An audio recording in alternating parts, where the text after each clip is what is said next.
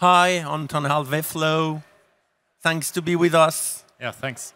You are a business developer at FoodRadar, and FoodRadar is a Swedish company specialized in equipments for quality control. Exactly. And FoodRadar is developing a technology for detecting low-density foreign bodies.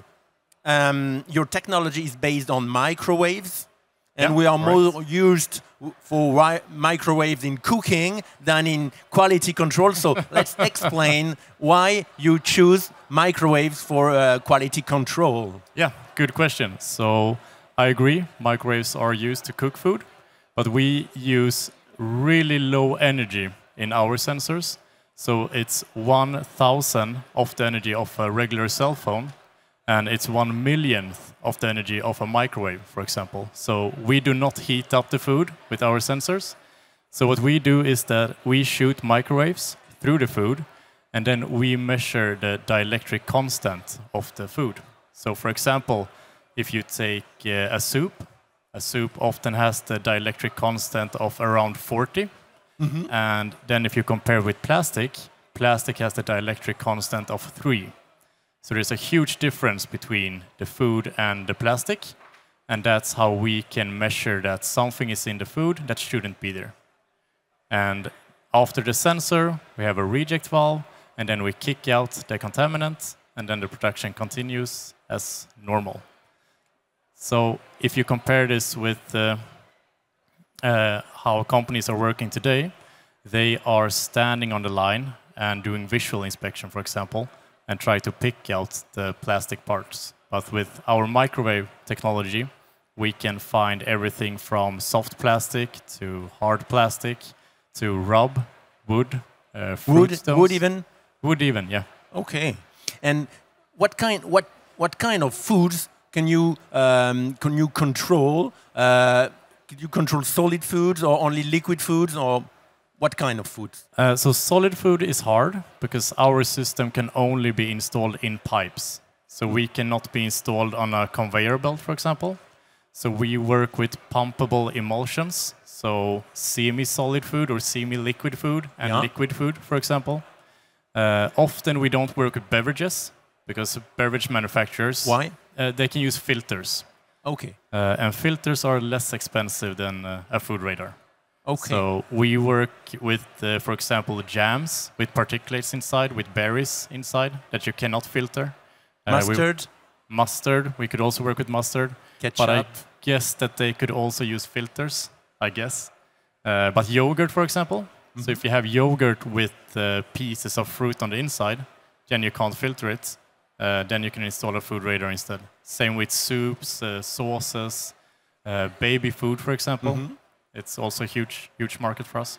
Okay. And what are the main benefits of your technology compared to other technologies? Yes. So compared to other technologies, if we take X-rays or metal detectors, for example, they are really good technologies in finding high-density objects. Yeah. So they can find steel, X-rays can find glass, for example, they can find stones, but none of the technologies can find the low-density objects. So that's where we come in. And so on too. They can find bones in certain bones, applications, yeah. But they cannot find soft plastic, they cannot find wood, for example. So that's where we come into the picture. So other systems like visual inspection, for example, you can use cameras to inspect the food. They can also find soft plastic, but then the soft plastic has to be visible on the surface. Another benefit with our system is that we are installed inline before the filling machines. So we will reject the contaminants before they come into the packaging. Yeah, of course. Which means that you don't have to waste as much packaging, you don't have to waste an entire batch just because you found something in one of your jars or in one of your bottles. Yeah, you have to throw away all the batch, yeah. Yeah, exactly. So we eliminate the contaminant before it gets into the filling machine and before it gets into the package. Okay. And how have companies already equipped their factories with your technology? Do you have names that you can mention, in fact? Yeah, so we are getting close to almost 200 installations now. Okay. But I have two companies that I dare to talk about. So we have Kraft Heinz, for example, a quite famous company. Oh, yeah, really? And they were really important for us, especially when we started to install the machines on the market. So they were one of the first believers in our technology. So we learned a lot together with Kraft Heinz. So they saw some issues with our machine, and we got a lot of help from Kraft Heinz to improve our machine. So a really important customer. Another really good customer is also Schwarzau in Germany. They are a huge jam producer, and they have at least more than one machine. One machine only? More than one. More than one? Yeah. Oh, okay, sorry. For what kind of products in Schwarzau? Jam. Maybe jam you mentioned production. jam. Yes. Okay. With particulates inside. And in France, do you have clients in France? It's cut the cameras. That's why you're here, in fact. That's why I'm here. Yes, exactly.